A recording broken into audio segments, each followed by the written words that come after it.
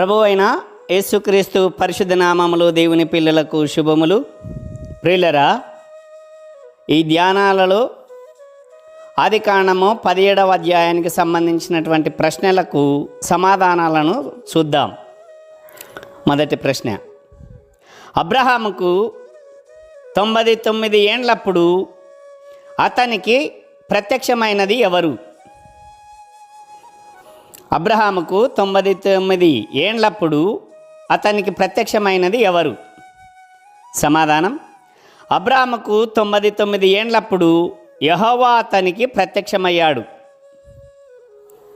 యెహోవా ప్రత్యక్షమయ్యాడు.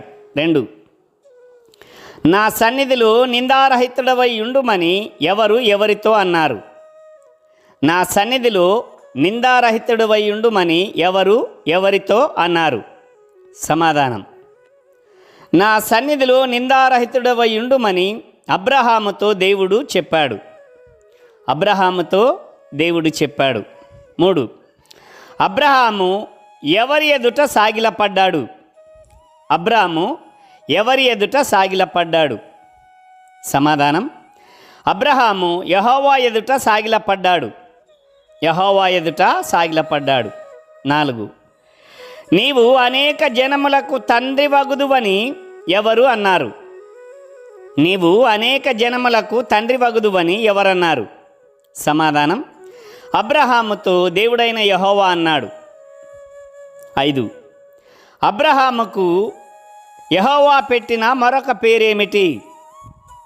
సమాధానం, అబ్రాము అన్నటువంటి పేరును తీసేసి దేవుడైన యెహోవా మరొక పేరు పెట్టాడు. ఆ పేరే అబ్రాహాము. అబ్రాహాము. 6, అబ్రహామును దేవుడు దేని కొరకు నియమించాడు? అబ్రహామును దేవుడు దేని కొరకు నియమించాడు? సమాధానం, అబ్రహామును దేవుడు అనేక జనములకు తండ్రిగా నియమించాడు.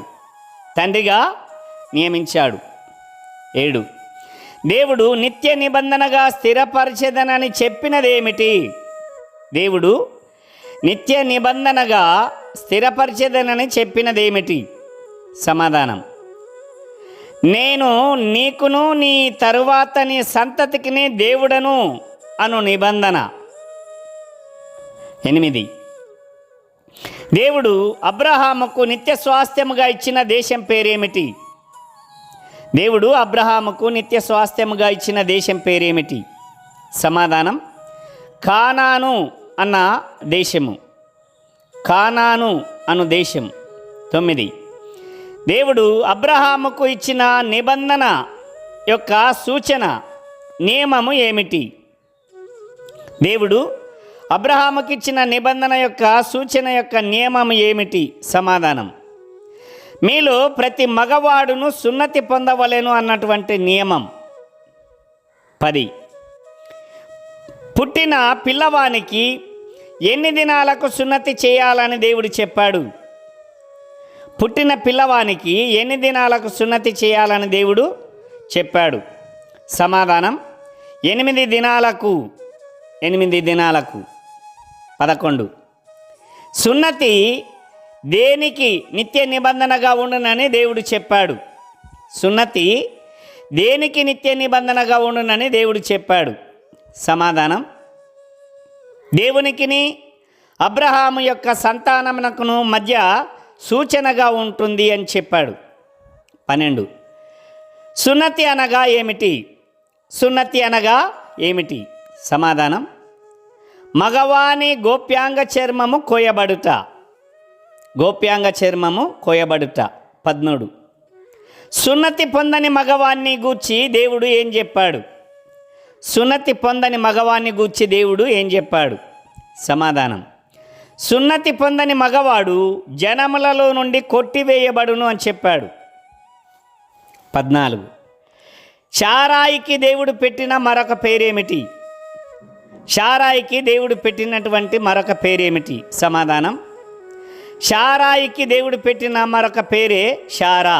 శారా అనగా ఆమె అనేకులకు తల్లి. 15, దేవుడు శారాను ఏమని దీవించాడు లేక ఆశీర్వదించాడు? దేవుడు శారాను ఏమని దీవించాడు లేక ఆశీర్వదించాడు? సమాధానం: శారా అనేక జనులకు తల్లి అని ఆశీర్వదించాడు. 16. అబ్రహాము సాగిలపడి నవ్వి తన మనసులో అనుకున్నదేమిటి? దేవుని గూర్చి అబ్రహాము సాగిలపడి నవ్వి తన మనసులో అనుకున్నదేమిటి? సమాధానం: 100 ఏండ్ల వానికి సంతానం కలుగునా, 90 ఏండ్ల శారా కనునా అని అనుకున్నాడు. 17. ఇస్మాయేలును గూర్చి అబ్రహాము చేసిన మనవి ఏమిటి? ఇస్మాయేలును గూర్చి అబ్రహాము చేసిన మనవి ఏమిటి? సమాధానం: దేవా, నీ సన్నిధిలో అతడు బ్రతకనిమ్మ అనుగ్రహింపమని కోరాడు. 18. దేవుడు శారాను గూర్చి చేసిన వాగ్దానం ఏమిటి? దేవుడు శారాను గూర్చి చేసిన వాగ్దానం ఏమిటి? సమాధానం: శారా నిశ్చయముగా నీకు కుమారుని కనును అన్న వాగ్దానం. 19. ఇస్మాయేలు ఎంతమంది రాజులను కంటాడని దేవుడు చెప్పాడు? ఇస్మాయేలు ఎంతమంది రాజులను కంటాడని దేవుడు చెప్పాడు? సమాధానం: ఇస్మాయేలు 12 మంది రాజులను కంటాడని దేవుడు చెప్పాడు. 20. శారాకు ఏ కాలంలో ఇస్సాకు పుడతాడని దేవుడు చెప్పాడు? శారాకు ఏ కాలంలో ఇస్సాకు పుడతాడని దేవుడు చెప్పాడు? సమాధానం: మీదడికి అనగా వచ్చే సంవత్సరానికి నీకు కుమారుడు కలుగుతాడని దేవుడు చెప్పాడు. 21. తన ఇంట ఉన్న వారికి సున్నతి చేయించినప్పుడు అబ్రహాము యొక్క వయసు ఎంత? తన ఇంట ఉన్న వారికి సున్నతి చేయించినప్పుడు అబ్రహాము యొక్క వయసు ఎంత? సమాధానం: 90 ఏళ్ల వయసు గలవాడు. 90 ఏండ్లు. 22.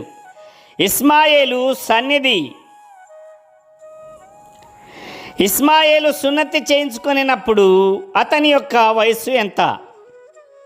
ఇస్మాయేలు సున్నతి చేయించుకునేటప్పుడు అతని యొక్క వయసు ఎంత? సమాధానం: 13 ఏండ్లు. 13 ఏండ్ల పిల్లవాడు. 23. ఒక్క దినమందే సున్నతి చేయించుకున్నది ఎవరెవరు? ఒక్క దినమందే సున్నతి చేయించుకున్నది ఎవరెవరు? సమాధానం: అబ్రహాము, అలాగే ఆయన కుమారుడైన ఇస్మాయేలు, ఇద్దరు. 24వ ప్రశ్న: ఈ అధ్యాయంలో ఎన్ని వచనాలు ఉన్నాయి?